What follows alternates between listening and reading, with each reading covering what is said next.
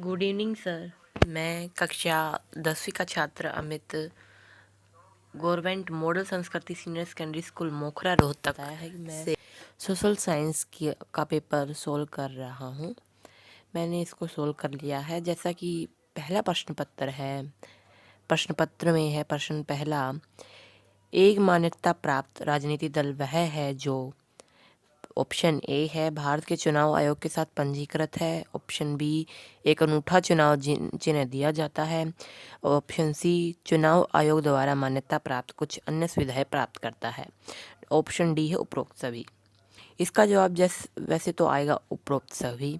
ये सभी चीज़ें हैं, ये सभी सुविधाएं एक राजनीतिक दल को उपलब्ध होती हैं सरकार द्वारा, इसलिए इसका ऑप्शन आएगा डी। प्रश्न पत्र में दूसरा सवाल है, सरकार द्वारा फसल के समर्थन में निम्नलिखित में से किस कीमत की घोषणा की जाती है? तो इसमें से सभी को घोषणाओं में से न्यूनतम समर्थन मूल्य की घोषणा की जाती है। तीसरा प्रश्न है, निम्नलिखित में से कौन सी एक दलहनी फसल है? ऑप्शन ए है दालें, बाजरा, ज्वार, तिल। तो इसमें से दालें आएगा। दालें एक दलहनी फसल है। जैसा कि प्रश्न पत्र में चौथा प्रश्न है, किस वर्ष भारत में वैश्वीकरण की नीति अपनाई गई? तो ऑप्शन ए है 1990, option b 1991, c 1994 and d 1995। तो इसका ऑप्शन बी आएगा 1991, 1991। प्रश्न पत्र में पांचवा प्रश्न है, निम्न में से कौन सा भारत की आर्थिक नीति में शामिल किया जाता है? तो ऑप्शन ए है उदारीकरण, सामाजिकरण, राजनीतिकरण। तो इसमें उदारीकरण आएगा। प्रश्न पत्र में जैसा कि छठा प्रश्न है, स्लैश एंड बर्न कृषि क्या है? तो स्लैश एंड बर्न कृषि को हिंदी में कहते हैं झूम कृषि। ये एक प्रकार की आदिम कृषि है। ये एक या दो वर्ड में है, इसलिए आदिम कृषि का प्रकार है और झूम कृषि है, इतना ही बताना सक्षम होगा। प्रश्न पत्र में जैसा कि सातवां प्रश्न है, वाणिज्यिक खेती की मुख्य विशेषता क्या है? तो वाणिज्यिक खेती की एक विशेषता मैं आपको बता रहा हूँ। वाणिज्यिक खेती में उत्पादन के लिए उच्च मात्रा में रासायनिक खाद, बीज भंडार का उपयोग किया जाता है।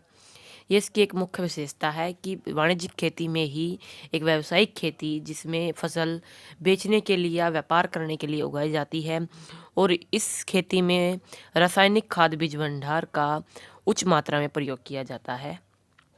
ये एक इसकी मुख्य विशेषता है। प्रश्न पत्र में आठवां प्रश्न है, भारत में दलीय व्यवस्था की प्रकृति क्या है?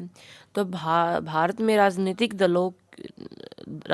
दल नागरिकों का एक समूह है जो जनमत संग्रह के मामलों पर समान विचार साझा करते हैं।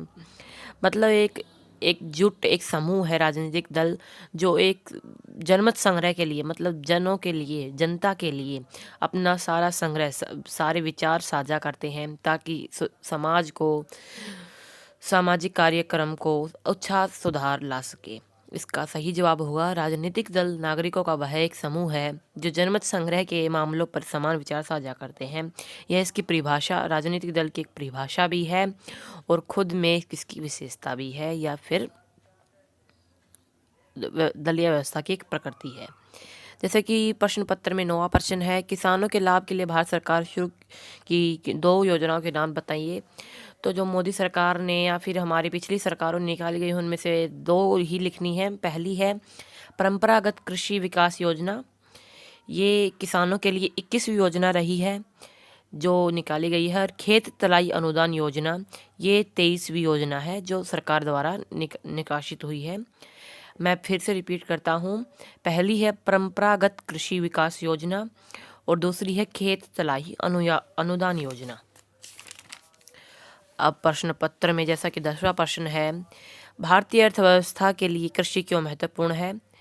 कृषि भारतीय अर्थव्यवस्था का मेरुदंड है। मेरुदंड आप समझते हैं, जैसे कि इंसानों में होता है मेरुरज्जु, जैसे रीढ़ की हड्डी को मेरुदंड बोलते हैं।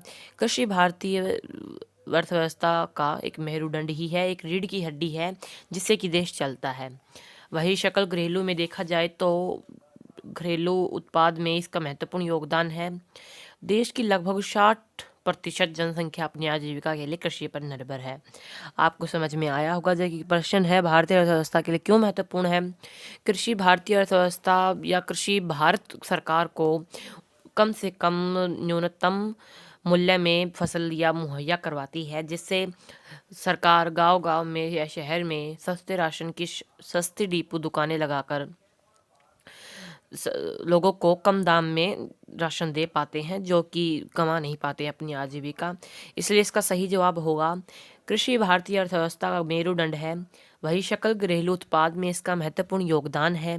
देश की लगभग 7% जनसंख्या अपनी आजीविका के लिए कृषि पर निर्भर है। यही आप अगर ऐसा लिखेंगे तो आपको 2 मार्क्स मिल जाएंगे। जैसा कि प्रश्न पत्र में 11वां प्रश्न है, वैश्वीकरण के मुख्य दोष लिखें। वैश्वीकरण के कारण मैं इसके मुख्य 2 दोष लिख रहा हूँ, 2 नहीं शायद 3-4 हैं बीच में ही। वैश्वीकरण वो होता है जैसे कि बहुराष्ट्रीय कंपनियां चलाती हैं कि एक राष्ट्र में कंपनियां हैं जो कई सारे राष्ट्रों की कंपनियां एक ही कंपनी संभाले, उसको बहुराष्ट्रीय कंपनी कहते हैं। वैश्वीकरण उसका दूसरा नाम है। वैश्वीकरण में विश्व बाजार है। आप समझ गए होंगे कि विश्व बाजार क्या है।